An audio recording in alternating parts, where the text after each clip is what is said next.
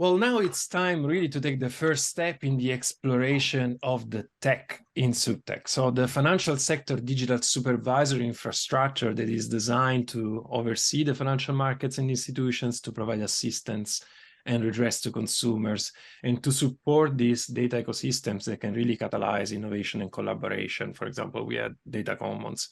So it is my pleasure to introduce the next panel. The speakers will be Miguel Diaz, who is the head of the BIS Innovation Hub Toronto Center and was previously with the Bank of Mexico, guiding development, operation analysis, and regulation of financial market infrastructures, including the modernization of the primary payment system.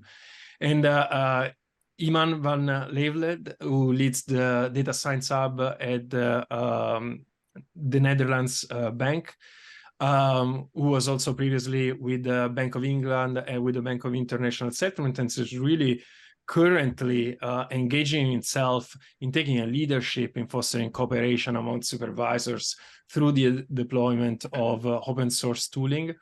And finally, my dear friend, Meg Grasser, who I have the privilege and pleasure to lead the Cambridge SupTech Lab together. Matt is also the principal technology at the Cambridge Center for Alternative Finance. And this session will be moderated by Beatrice Sablon, who is the data information strategist at the Swedish Financial Supervisory Agencies. And it's also the innovation leader in residency at the Cambridge SupTech Lab. Beatrice, over to you. Thank you very much. I'm really thrilled to talk about this subject. And as one of the experts in the panel said that they're going to talk about the boring part, the data part, I said that's the fun part.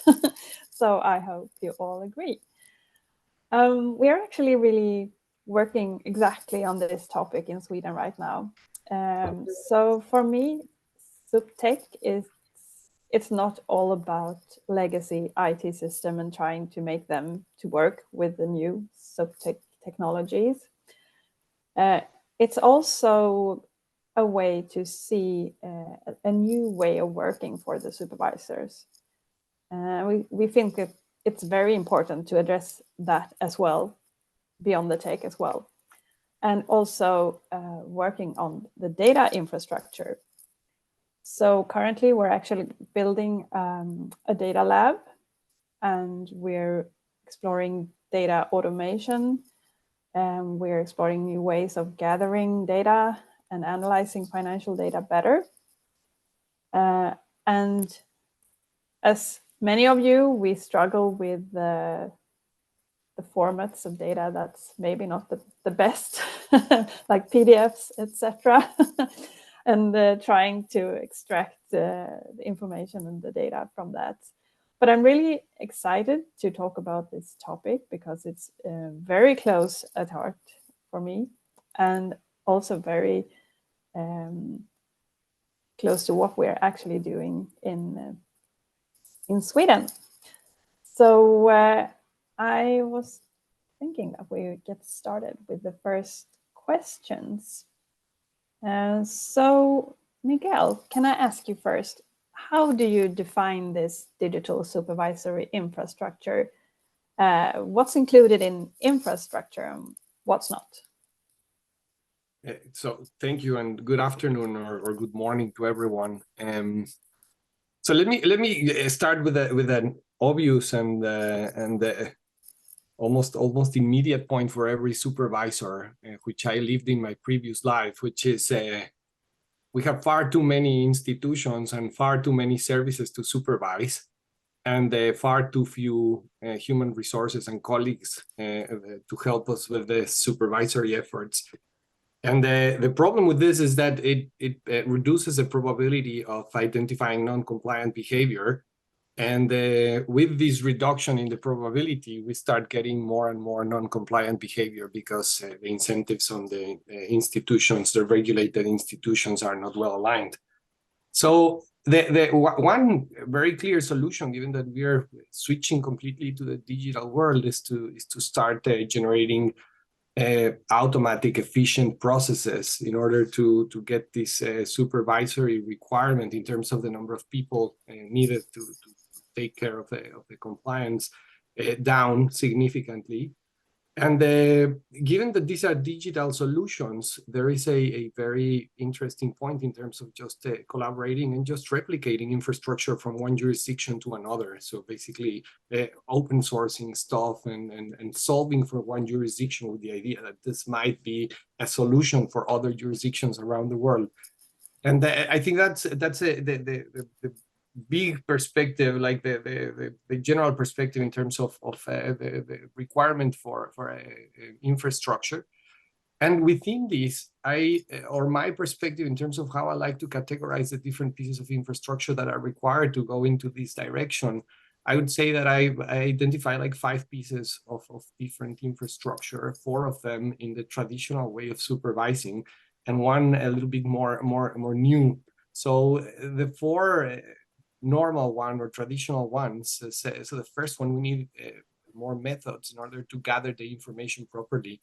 And this has to do with 2 dimensions: how we get the push information from the financial institutions to the regulators, and also pool information. So how we actually do the supervisory efforts, like the interviews that you have to do with the regulated entities, the reconciliation processes with these reports that the institutions have, and so on. So building channels in order to make this more efficient. So make the reporting of information immediate in real time with the channels that are easy to implement with APIs, things like that, that allow for the institutions to comply properly. That's essential. And then generating other tools to actually pull the information from the financial institutions to your data sets in order to make this more comprehensive. The second has to do with how to organize the information, so how to link the different silos of information that you're getting from different structures. So unstructured data, data from reports, and data from the past, and how we can actually generate the databases that you can cut on different ways, so that you can ask the data different questions, regardless of how the structure of the databases look like in the backend, so that the supervisor can actually ask more questions or more diverse questions. So that's the second set of infrastructure. So gathering information and then organizing information. The third one has to do with how to analyze these things. And here comes like the risk assessment models, the AI that you can input in terms of pattern recognition algorithms, things like that. So that's another categorization. And one that is quite important, at least that I suffered significantly, is how to impose penalties in an automatic way. So once you identify with the analysis that something is non-compliant, how you can actually go through the legal steps in order to generate these fines or generate these restrictions in a way that is automatic, that doesn't take a lot of time. And finally, so those are the 4 in the traditional realm. And the 5th one, I would say, is kind of how we jump into programmed compliance. And there are many efforts right now undergoing in which certain elements on the regulatory realm are being embedded in the actual technology, so that whenever a transaction is done, it actually complies by design, reducing the requirement from the supervisor to actually take a look at these things. So I would like to characterize the pieces of infrastructure in these 5 broad categories, and take it from there. Very interesting. So Iman, do you see it the same way as Miguel, or do you have another take on what's infrastructure and what's not? We're in violent agreement, I think. But just to add, I think sort of what, to me, I do data science, so it's we don't do business analytics. So the things where you already know what you want to see, like the dashboarding, which is of course extremely important as well. But it's kind of sort of, you already know what you want to see. So the stuff we do is about things either where you don't know what the risks are, or whether you're not quite sure how to measure the risks. So you're still a bit experimenting. And what I've found that works for us is that in order to develop these kinds of things, you want to already have the infrastructure flexible enough to allow you a journey along the sort of the journey along, I don't know what I want, I don't know what I'm looking for, all the way through a regular process where everything is embedded. So we've done something called a data loop, which is an application which looks at first just Solvency II data. It was just looking at what the data quality was for the statistics division, but slowly over time, it moved all the way through the supervisors, and now the institutions that supply their information can also look into the system. So instead of having several systems for data quality, supervision, and the supervised institution, it's all in one place. And now we are in a spot where we can insert machine learning modules into this whole infrastructure to look at a reinforcement learning algorithm that will help data quality to be improved. Now, we started this 4 years ago, and we were very enthusiastic because we're going to do machine learning within a month. Of course, this didn't happen. So it's a longer journey, but the main thing is that you should start now, and you should start small, and sort of slowly start to increase the capabilities of your infrastructure wherever you can, right? So of course, trying to walk in the right direction, but don't wait until someone comes along and says, well, with this new IT system, I'm going to solve everything, because that's basically, of course, your consultant will tell you that this is true, but in practice, it's not. I'll stop there for a minute. Thank you. Yeah, that's an interesting. We usually say that we don't solve problems by throwing tech upon the problem. We also have to solve the people and the data issue. Matt, I'm interested in your take on this question. Yeah, sure. I mean, for sure, let me start by saying I agree with everything that's been said so far. And in particular, Beatrice, the last point you made, like it's super exciting to hear us already all highlighting like the non-technical elements of infrastructure here, right? Like everybody else, you know, I think when I hear infrastructure by default, immediately my mind goes to like server racks and, you know, big white rooms with whirring fans and things like this. And I have to really like actively, even as a member of the lab, like I have to actively still remind myself infrastructure goes well beyond just these kind of like bare metal silicon chips and stuff that are sitting here. It really incorporates a lot of stuff. And in particular, when we discuss digital supervisory infrastructure, to me, that has a very particular meaning that's much broader and more specific at the same time. So yeah, maybe to bring this home, there's kind of really two main factors that I tend to consider. So first, what I tend to include in this definition of digital supervisory infrastructure is the set of technologies and platforms that are required for effective and efficient supervision. So this is like a very succinct definition that I think we could unpack quite a bit, but suffice it to say, like, you know, across the 13 different supervisory areas that we reported in the SupTech taxonomy in last year's State of SupTech 2022 report, you know, things like prudential and payments, but also consumer protection, anti-money laundering, financial inclusion, policy making, and policy monitoring. All of these aspects, you know, if there's a technology that's making them more efficient and effective, I would consider that a part, or at least a candidate, to be included in the digital supervisory infrastructure.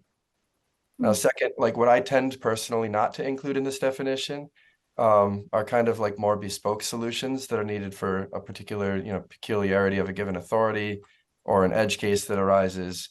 That's still like SupTech, that's still technology usually, but maybe not part of the infrastructure because it doesn't have this element of, you know, demonstrating value across requirements that are applicable to more than just one agency. So like to me, in other words, you know, digital supervisory infrastructure should demonstrate some level of generalization, and kind of taking this to its limit, that generalization might imply, you know, portability or even shared interagency access to a platform, like some of the panelists highlighted in the previous panel. So I think like one other component I really want to highlight as part of this is like, to me, we often talk about collection and reporting, but there's a whole set of layers of this data life cycle that tend to meet this set of two criteria that I mentioned. So, you know, tools related not just to collection, but also validation, processing, storage, analytics, and the final data products, as highlighted by Juliet in the opening session. These are like where areas of demand exist, and they kind of like one begets the next. If you figure out efficient collection. Now you've got really beautiful, clean data through nice validation techniques. Of course, people are naturally going to want to say, wow, we've got this brand new clean data set. Let's do some deeper analysis on this stuff. And so you end up bringing more into the infrastructure this way as well. So yeah, to me, I guess like to sum up, like utility for supervision and then generalization are kind of the two defining factors that comprise infrastructure in this regard. Yeah, thank you. Very interesting. And I agree with all of you as well.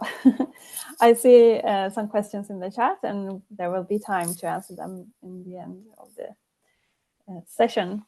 But I have a question now to you, Miguel. So the components of the digital public infrastructure that you have in the Toronto Center and working with, like fast payment settlements, digital ID, etc., etc. How does it connect to the digital supervisory infrastructure? Can you elaborate a bit on that? Yeah, of course. So taking again this point of trying to make things as straight through as possible, meaning that trying to get the supervisory elements as automatic as possible, we need to think about the infrastructures that actually provide the financial services themselves. So think about this basic settlement infrastructure, for example, in which you receive settlement instructions with certain characteristics.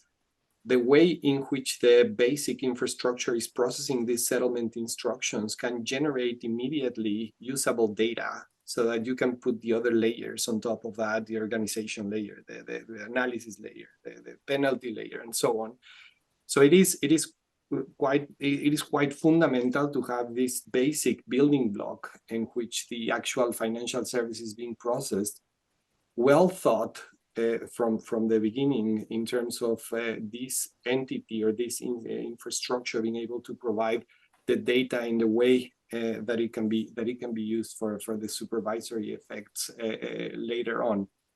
So of course, payment systems are a very clear example of that. If you have regulation that establish service level agreements for a faster payment system, for example, or certain elements on cybersecurity, the way in which you receive the information from the financial institutions as settlement instructions, that can tell you a lot about how compliant they are in terms of cybersecurity, in terms of service level agreements, and so on. So this design on the basic core infrastructure can actually make everything else a little simpler from the perspective of the supervisory SAT that you need to have on. Think about also, for example, digital ID, and think about compliance with AML/CFT and with KYC requirements that are kind of some of the most important cost generating activities that financial institutions have to pay. If you have a proper digital ID infrastructure in the back end, you can reduce the costs both of compliance and of verifying the compliance of the institution. So that can also help a lot by building the basic functionality in a way that is consistent with going forward.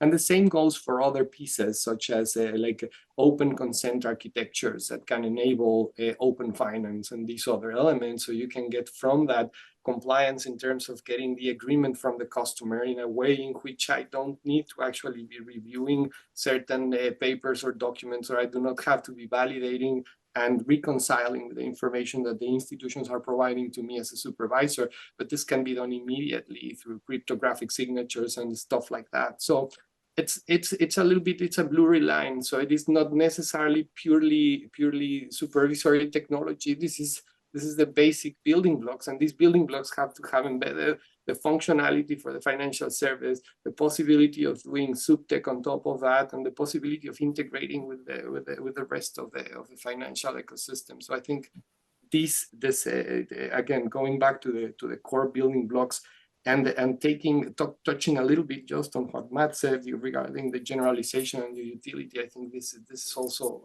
quite fundamental. If you can generalize these basic building blocks, you can start getting data pools that are quite consistent with automatizing all the supervisory elements that you need to put on top. Yeah, that's very interesting, and I think given the back, we talked about old legacy systems, and if you start building with new systems, you can be more active in actually seeing that you actually own your own data and not letting the data being the suppliers, etc. But Iman, I'm interested in the data science and analytical components. So what would you say, what's mostly important working with the data science hub? Can you, what's the difference between data science hub and the supervisory and the SupTech? Can you talk a bit about that? Well, I think it should be closely aligned, right? Because sort of data science is basically nothing more than econometrics or a little bit of statistics. But if you call it data science, you still get budget, so it's much better. I think sort of building on what Miguel was saying, on the one hand, you have this new data sources that have nice endpoints. So in the cloud, you can connect to them and you could do all the wonderful things. But at the same time, you all know that we have these legacy systems. So I think an important idea to put in the mind of enterprise architects is that a future state architecture which plans out the perfect future is of course nice to have as a roadmap. But we're not going to be there for the next couple of years. So we should have like a more flexible way of, at the same time, working towards this future state, but at the same time, sort of maybe allow temporary solutions to be developed so that you can still do something, right? Because the answer, well, you know, in the future state is all going to be great, but the next 3 years you can't do anything, really doesn't work for a supervisor, right? Because you need to supervise this bank today, or if you're monetary policy, you need to set inflation rates or interest rates today, not in 3 years' time. So sort of if you have a future state architecture, something like that needs like flexible, scalable IT. And unless you have a whole lot of money, this means that you have to go to the cloud, right? Famous last words. This is probably safer as well, but you know that can be a terrible sort of a difficult claim. And then what you need as well is you need to develop way of working and policy both internally and externally. So internally, the things you need is that you should start thinking of how to provide a seamless integration between all the tools that you have and all the data that you have. Again, this is a journey, but at least think in terms of a data lake or whatever, data location, something for dashboarding like Tableau or Power BI, and a place where you do more advanced stuff. But don't make this like a completely separate project for some data geeks in the corner. Make this something that's crucial and central for the supervisor as well, so that the results that you get from data science are immediately available to the supervisor in their own environment, not in a separate environment, because this is going to be like an extra hurdle to make the stuff useful of what you use. And then finally, sort of externally, I mean, building again on both what Matt said and Miguel said, you want to develop stuff together. If you want to develop stuff together, one way that we've tried in the past is do this all centrally at some point, right? So either do it at the ECB or at the BIS or some other place where you bring together all this knowledge, or you bring the data to that place. I think a complementary way of doing this is to indeed truly develop open source stuff. So have code out there that's platform independent and that you can run in your own system. But in order to, I mean, I've tried for the last 3-4 years to sort of get this going, and it's tough. And there's various reasons, which sort of maybe sort of for a longer discussion. But one thing you need, for instance, is something where you can share this code. So a GitHub infrastructure allows you to safely share the code. But you need policy on IP, you need policies on what does your particular institution think about open source software to begin with. All these things are beginning to be developed, but are prerequisite before we can start really developing stuff together. Interesting. And also as a complement, maybe looking at working in codes in notebook, like Jupyter Notebook, instead of, yeah, on everyone's laptop. So, yeah. Yeah, well, maybe finally, I mean, what would be nice is that we slowly converge to fewer languages. Yeah. But this is also like a pull and a push kind of development, right? I agree. So, Matt, could you tell us a bit about the lab's launchpad that has been building out several SupTech products like consumer protection and market conduct supervision? Yeah, absolutely. Yes, I can just maybe start by elaborating for those who may not be aware. So the Launchpad is our SupTech accelerator program at the lab led by Natalie Lenahan, through which we explicitly focus on developing end-to-end supervisor-centric solutions that fill gaps that otherwise exist in the supervisory stack, or this digital infrastructure we're talking about. So the gaps that were highlighted, for instance, by Jeremy in the opening panel today. And importantly, to integrate those solutions, those novel solutions, with the legacy systems and processes where it's appropriate. So like Beatrice and Miguel, like you were saying, kind of integrating with the boring stuff, making sure that it's not just sitting in isolation. And to Iman's point that he just made, making sure that it's also integrated not just with the tech, but with the processes, the actual supervisory steps that are needed to kind of take action or derive insights that are actionable. So the focus areas of the Launchpad's cohorts are directly informed by supervisory demand via our State of SupTech survey that Juliet highlighted earlier today.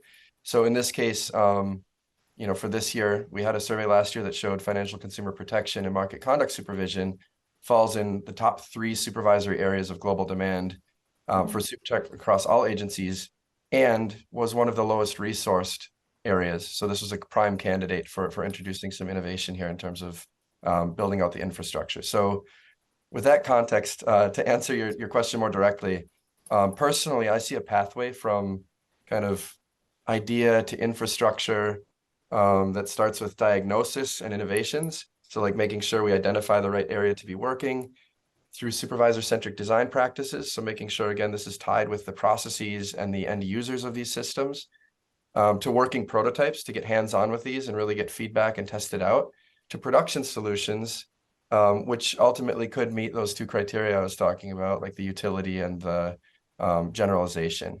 Not all of them will, some of them will end up being very bespoke solutions for a particular problem, but many of the ones that we've worked on to date have indeed become kind of part of a de facto digital supervisory infrastructure for financial consumer protection.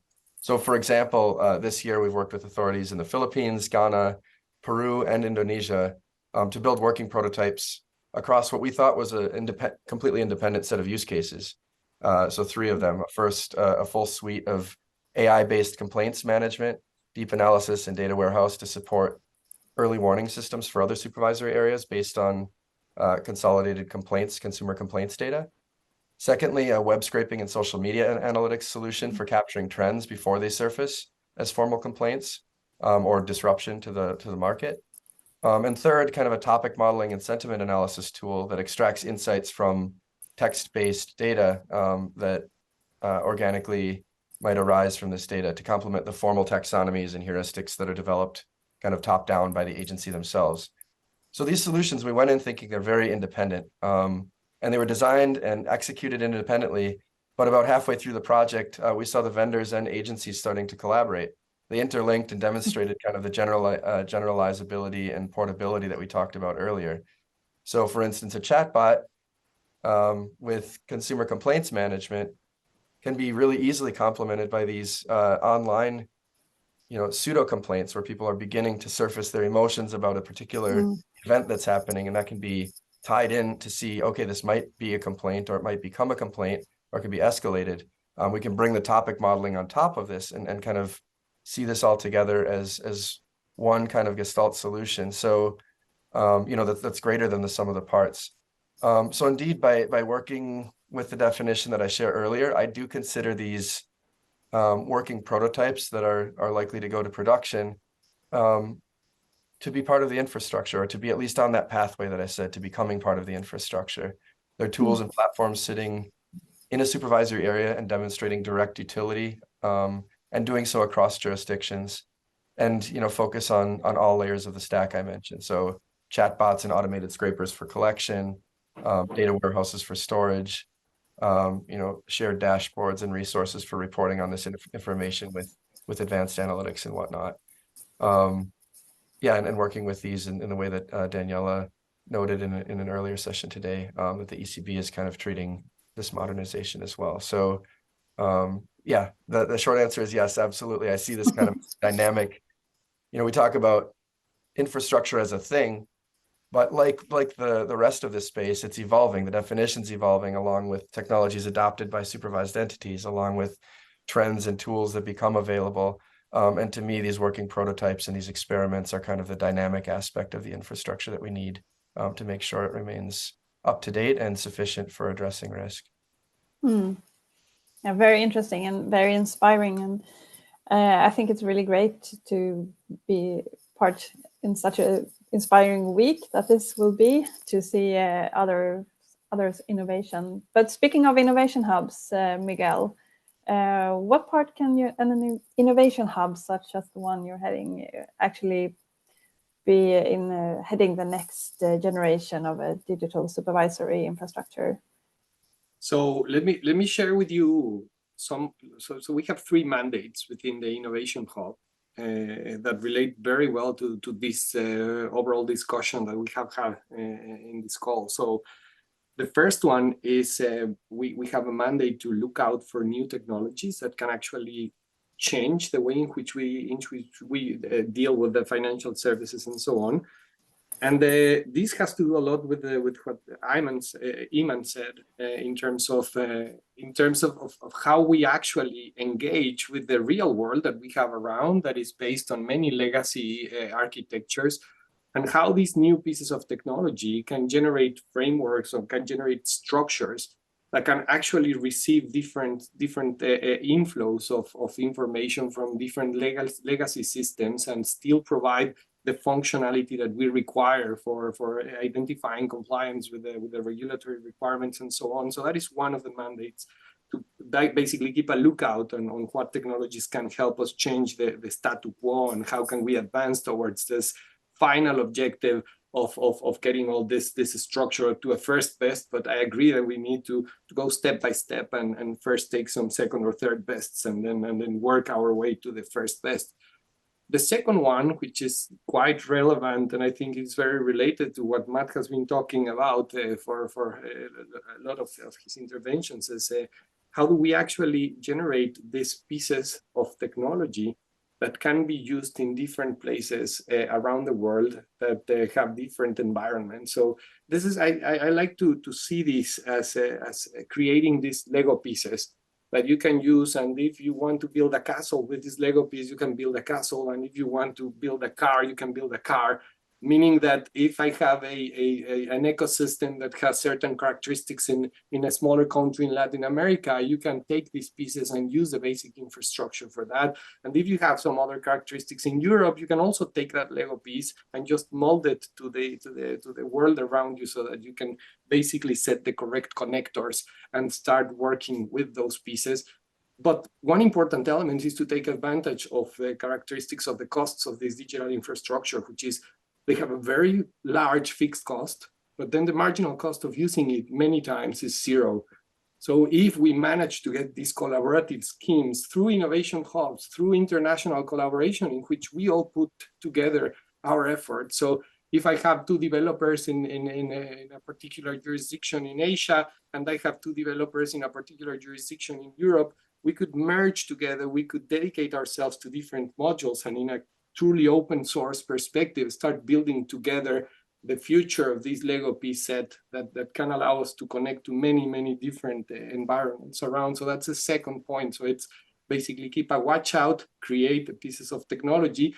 And the third one is related to the second one, which is to serve as a focal point, so that people that are working in these innovation elements can have a point where they can join and they can build together. So basically generate these collaborative groups.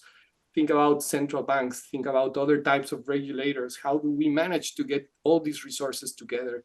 Because when you think in the competition, so not the competition, but the regulated entities, and you think that these are global, they just develop once and then they can deploy around the world. But when we're talking about authorities, what we have been doing so far is we have developed the same thing 190 times around.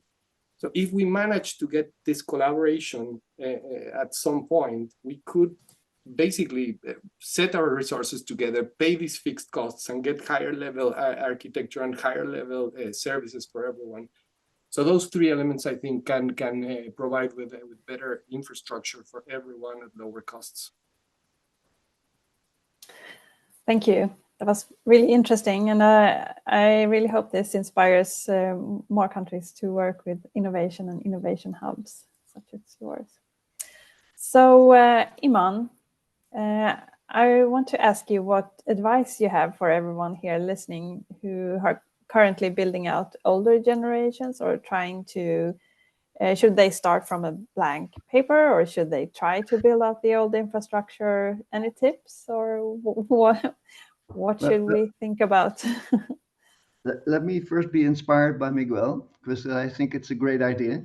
To put my money where my mouth is, we're trying to put together a hackathon in somewhere mid next year in Florence in the EU SDFA initiative. And one of the starting points there is a digital twin tool that we've built in a BIS innovation network framework, where it's a digital twin, so it's stress testing physical climate risk. We've done this with the Banque de France and the HKMA. And what you see is that 80% of the code underlying these three implementations is the same. So, that I think is like out of the work week, 4 days you've already done. You only have to come in on Friday and then you're done for the weekend. So I invite everyone who's sort of aware of this SDFA thing to get in touch and see if you want to join there. But, this is just one of the things that we can offer there. And I think there's others coming that can offer other things. And these are the kind of things that we should all get together and see where, well, as Matt was saying, the different tools that we can all develop together, platform independent, so you can run it on your own system. So, but let me get back to your question there. There's many things. The first thing is just start as soon as possible. Don't overthink it. Just do the first thing that you think is useful and see if you can get it going, because only then will you experience sort of the problems that are there and you can start fixing them. Because if you sort of spend this waterfall kind of thinking of what are all the problems, a very good chance that you're not getting started and you get stuck in your old legacy system. So step one is start. Then work towards a data science or analytics environment where you can work with production data, because showing that a proof of concept of, say, ChatGPT with public data, there's no added value to that for us as supervisors to do that, because people have done that out there. So if you want to provide value, you should have ChatGPT talk to your own data, or you should have some sort of machine learning thing work with your data and the real data, not test data. As I said before, then you need to get the results from that, not in a PowerPoint or in a separate environment. You should really feed it into the supervisory process. And that's difficult because that will change the supervisory process, and nobody likes change, right? Everybody likes it the way it was before. So that is a additional challenge, that it's not just about IT, about the smart machine learning, whatever. It's also about talking to the supervisors and providing them with the rationale why this is better and more interesting and better risk capture, etc. Because if you don't sort of have that organizational mindset, you'll build something really beautiful that nobody will use. Then finally, and this leads on to that, you should start thinking of how you organize everything, right? Because traditionally you have the business and IT, and the business tells IT what they should be built. So come up with requirements, IT builds it, takes a long time, then delivers something that the business doesn't quite understand and doesn't sort of thinks that they didn't ask for that, but then sort of you get a big tussle between IT and the business. With these new tools, it's much more the thing in the middle, right? A machine learning algorithm needs to be tweaked. So who's going to do that? Are you going to organize that as an IT requirement, or is the business going to do that? Are you going to have something called biz dev ops, so that the business both develops and operates the whole thing? Can they do that? Don't they need IT support? What about security? These are all things that are not strictly the technique, but rather the organization of it. So currently at DNB, we're sort of figuring out what to do with built by business. So 3B applications. And these are applications that are started at the business, but maybe you want to transfer them to IT. So how do you run that process? So it's much more an organizational thing that you should get going. But happy to talk about that. Yeah, I think that I talk about that topic daily at, at the office, the ownership, IT, business, or somewhere in between. So yeah, I would have a separate session on that anyway. So on that question, Matt, can you tell us what you think about what else is there beyond SupTech and the legacy IT systems? What else is there? What other components do you think we should talk about regarding infrastructure? Yeah, thank you for that. I mean, I think before I dive in, one kind of the elephant in the room I want to address is, we're talking about infrastructure as this kind of like monolithic thing with different components or different aspects or whatever else. Actually, personally, I believe, these shared principles and components can be somewhat standardized or relatively monolithic, but the actual implementation or the manifestation of these principles at a given agency really cannot be, here's your infrastructure stack, take it or leave it. It really needs to be like broken down into components, a menu of options that people can bring on. Agencies might already have an amazing collection mechanism. They might already be at like the 4th generation of collection. And if we give them a stack that says, well, all you have to do is replace your collection with this open source one or this standardized one, that's really going to risk sidelining supervisors in the way that Iman just highlighted. Like, we're not being listened to, we're not being adapted to. And the whole point of technology is that you can adapt it to the needs of users. Users should not have to adapt their real lives to the needs of technology. So I really want to make sure that when we're talking about infrastructure, that it's not just this thing that we're passing around and sharing, but actually this kind of component-wise view. So yeah, to answer the question then, like beyond SupTech per se, I think like for me, and it's been touched on quite a bit by all three of you, but a really additional underappreciated aspect of supervisory infrastructure is that the set of components that are related to collaboration and experimentation. So like the vast majority of authorities in our last 2 State of SupTech surveys have reported as an urgent need, like digital tools and components to support their work in this way. So this includes things like, just being able to access information, like what vendors are out there that do this work that I want to do, what case studies from other authorities are published that I can access and learn from and connect with. So the lab inventories these in our SupTech marketplace. We've been doing that since actually the R2A days. So for about 5 or 6 years, we've been inventorying vendors and solutions of SupTech. So this is one component that fosters collaboration kind of passively, but it's important to have this consolidated resource. Beyond that, I think we've heard a couple of times today, sharing of relevant open code, open source software, but also open data, open models, with the prevalence and kind of acceleration of machine learning based approaches. We can take, foundational models in many cases carefully and mindfully and fine tune them and retrain them to understand what our particular agency's needs are and make sure we're reporting metrics that do that responsibly. So, it's kind of a renaissance for shared infrastructure in this regard now. There's the biggest tech companies in the world are sharing their foundational models. They're sharing this stuff as a mechanism for developing experts in the market that they can then hire. But it doesn't mean that the rest of us can't benefit from this. So we're open code and open data is really important. I think, Beatrice, you mentioned, notebooks. So for sure, to me, like this also includes supervisor-focused experimentation platforms. So things that use like Jupyter notebooks, allow for cross-pollination of learnings across teams in an agency, but also across agencies, things like AML that are anti-money laundering that are necessarily cross-jurisdictional.